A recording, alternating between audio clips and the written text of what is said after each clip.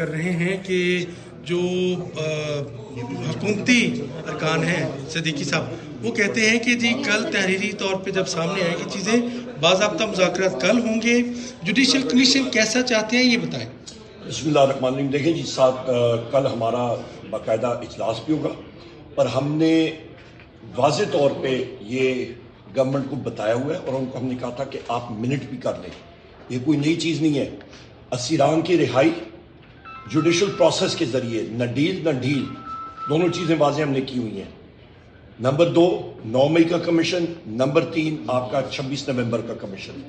Commission کی تشکیل کیسے ہوگی؟ سینئر موسٹ جج آف دا سپریم کورٹ یعنی کہ چیف جسٹس، یا پھر 3 ججز کا پینل جس پہ دونوں سائڈ جو ہیں وہ آمادہ ہوں۔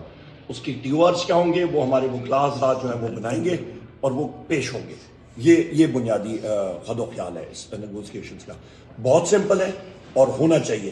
اور یہ بھی میں کہہ دوں کہ جب میں نے یہاں پہ سپیچ کی تھی، خواجہ آصف نے اٹھ کے کہا تھا کہ جی عمر ایوب جو ویپنز کا کہہ رہے ہیں یہ اس طرح کہہ رہے ہیں جس طرح کہ پاکستان آرڈننس فیکٹری میں کوئی پریزنٹیشن یا سپیچ ہو رہی ہو۔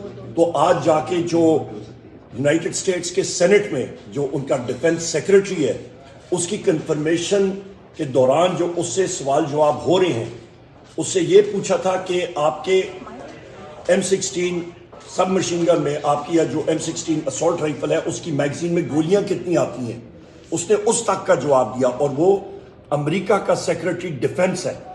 تو خود آپ اندازہ لگا لیں، یا خواجہ آصف کو یہ نہیں معلوم کہ ویپنز کے بارے میں، ویپن سسٹمز کے بارے میں وہ یہاں پہ کوئی خچرے چڑھانے کے لیے بیٹھا ہوا ہے؟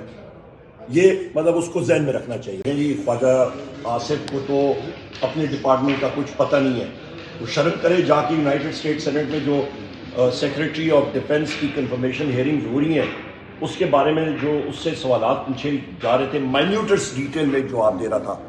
یہاں پہ یہ کہتا ہے جی میں سیکرٹری ڈیفنس، اپنا منسٹر ڈیفنس ہوں، دوسری بار ہے اس کو اپنے ڈپارٹمنٹ۔ جس وقت میں نے سپیچ کی تھی 26 نومبر کے حوالے سے، اس نے کہا تھا جی عمر ایوب جو ہے وہ پاکستان آرڈننس فیکٹری کے بارے میں جس طرح پریزنٹیشن دے رہا ہے، مجھے تو ان چیزوں کا نہیں پتا۔ او بھائی تمہیں اس چیزوں کے لیے نہیں پتا تو فوج میں ایک پوری ایک ہوتی ہے یونٹ ہوتی ہے جس کو اینیمل ٹرانسپورٹ یونٹ کہتے ہیں، وہ سیاچن، کارگل اور ان جگہوں کے لیے انہوں نے خچریں پاری ہوتی ہیں کہ بم بارود، کھانا پینا جوانوں کے لیے، افسروں کے لیے وہاں پہ لے کے جائیں فارورڈ مورچوں پہ۔ تو وہاں پہ خچرے چرانے پہ یہ لگ جائے، میرا خیال ہے کمانڈ تو اس سے ہوتی نہیں ہے، خچرے چرا لے۔ اور پر مجھے یہ بھی خدشہ ہے خچرے بھی نہیں چلا سکتا یہ۔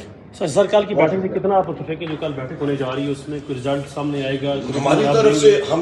ہماری طرف سے پورا ہم لوگ گڈ ول جسچر کے طور پہ ہم لوگ جا رہے ہیں۔